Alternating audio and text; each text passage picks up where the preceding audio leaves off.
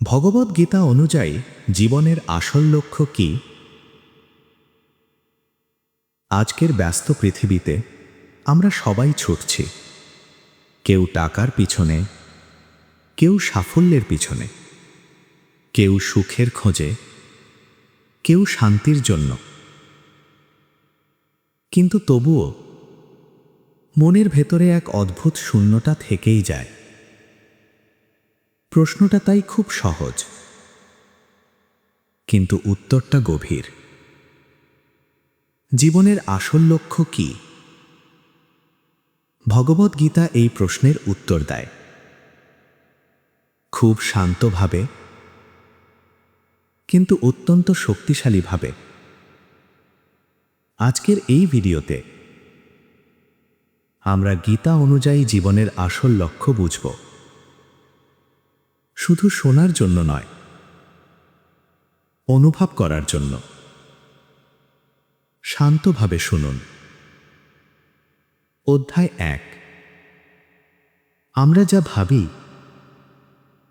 গীতা তা ভাবে না। আমরা সাধারণত ভাবি জীবনের লক্ষ্য মানে ভালো চাকরি, অনেক টাকা, নাম যশ, আরামদায়ক জীবন। কিন্তু শ্রীকৃষ্ণ বলেন, এগুলো লক্ষ্য নয়, এগুলো জীবনের উপকরণ। লক্ষ্য হলে এমন কিছু হতে হবে যা সময়ের সাথে নষ্ট হয় না, যা মৃত্যুতে শেষ হয় না। গীতা বলে, এই দেহ নশ্বর,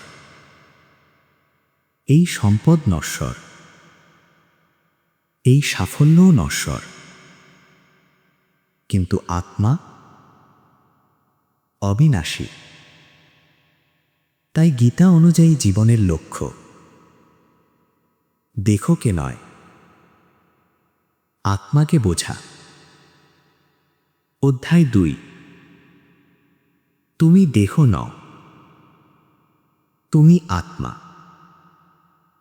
গীতার সবচেয়ে বিপ্লবী শিক্ষা হল, ন তুমি দেহ, ন তুমি মন,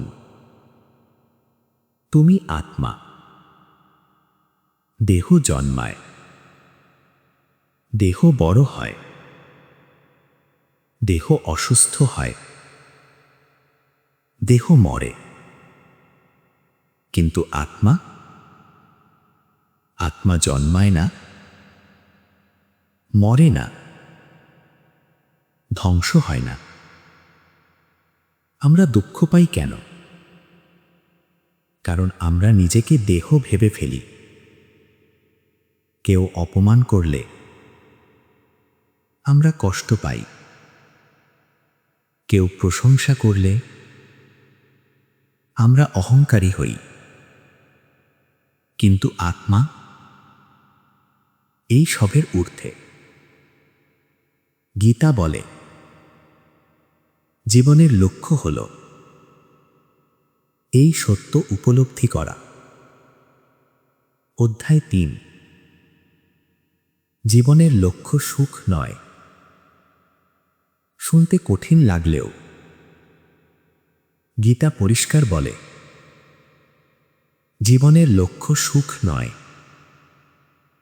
কারণ সুখ আসে, আবার যায়। আজ যা সুখ, কাল তা দুঃখ হতে পারে। যে সুখ বাইরের জিনিসের উপর নির্ভরশীল, সে সুখ কখনো স্থায়ী হয় না। গীতা বলে, স্থায়ী শান্তি আসল লক্ষ্য। শান্তি আসে তখনই যখন মন আসক্তি থেকে মুক্ত হয়। অধ্যায় 4। কর্মই জীবনের পথ। অনেকেই মনে করে গীতা মানে সংসার ছেড়ে সন্ন্যাস। কিন্তু শ্রীকৃষ্ণ ঠিক উল্টো বলেন। তিনি বলেন, কর্ম ছাড়বে না, আসক্তি ছাড়ো, তোমার দায়িত্ব পালন করো, কিন্তু ফলের সঙ্গে নিজেকে বেঁধে রেখো না। কারণ ফল তোমার হাতে নয়, কর্ম তোমার হাতে। গীতা অনুযায়ী জীবনের লক্ষ্য হল নিষ্কাম কর্ম। অধ্যায় 5। নিষ্কাম কর্ম মানে কি? নিষ্কাম কর্ম মানে কাজ করবে কিন্তু অহংকার করবে না। সফল হলে নিজেকে বড় ভাববে না, ব্যর্থ হলে নিজেকে ছোট ভাববে না। তুমি শুধু কর্তব্য করবে, ফল ঈশ্বরের হাতে ছেড়ে দেবে। এতে কি হয়? মন হালকা হয়, চাপ কমে, ভয় দূর হয়। গীতা বলে এই অবস্থাতেই মানুষ সত্যিকারের মুক্তির পথে হাঁটে। অধ্যায় 6। আসক্তিই দুঃখের মূল। গীতা স্পষ্টভাবে বলে আসক্তি কামনা, কামনা ক্রোধ, ক্রোধ বিভ্রান্তি, বিভ্রান্তি সর্বনাশ। আমরা কষ্ট পাই কেন? কারণ আমরা আঁকড়ে ধরি মানুষকে, সম্পর্ককে, ফলকে, প্রত্যাশাকে। গীতা শেখায় ভালোবাসো কিন্তু বাধা পড়ে যেও না। কাজ করো কিন্তু দাস হয়ে যেও না। অধ্যায় 7। মৌনী যুদ্ধক্ষেত্র। মহাভারতের যুদ্ধ শুধু বাহিরে ছিল না, আসল যুদ্ধ ছিল অর্জুনের মনে। আজও তাই আমাদের ভেতরে প্রতিদিন যুদ্ধ হয়। ভয় বনাম সাহস, লোভ বনাম সন্তুষ্টি,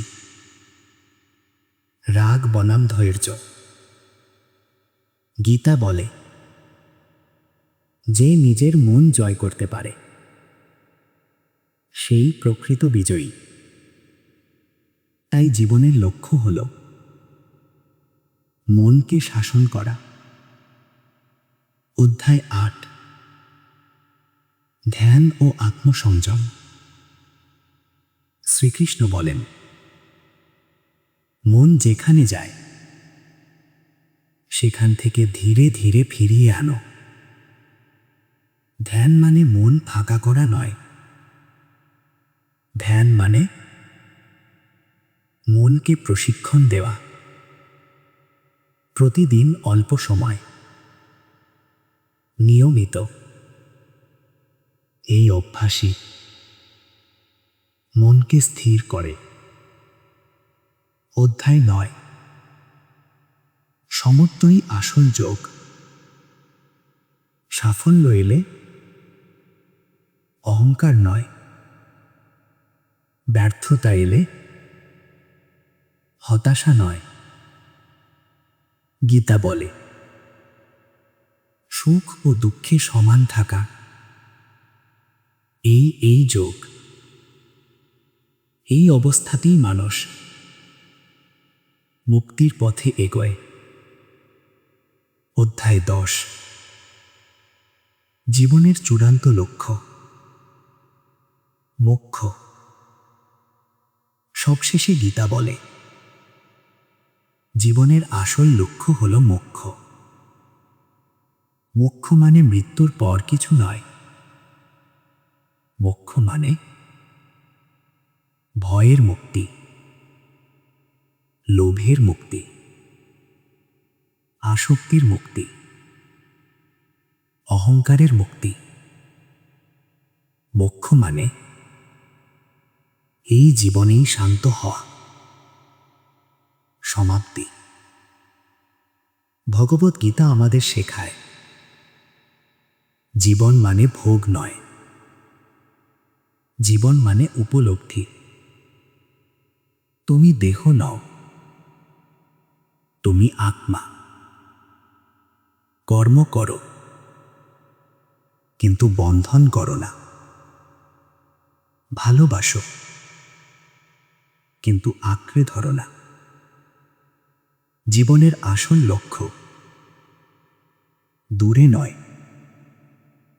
ভেতরেই আছে।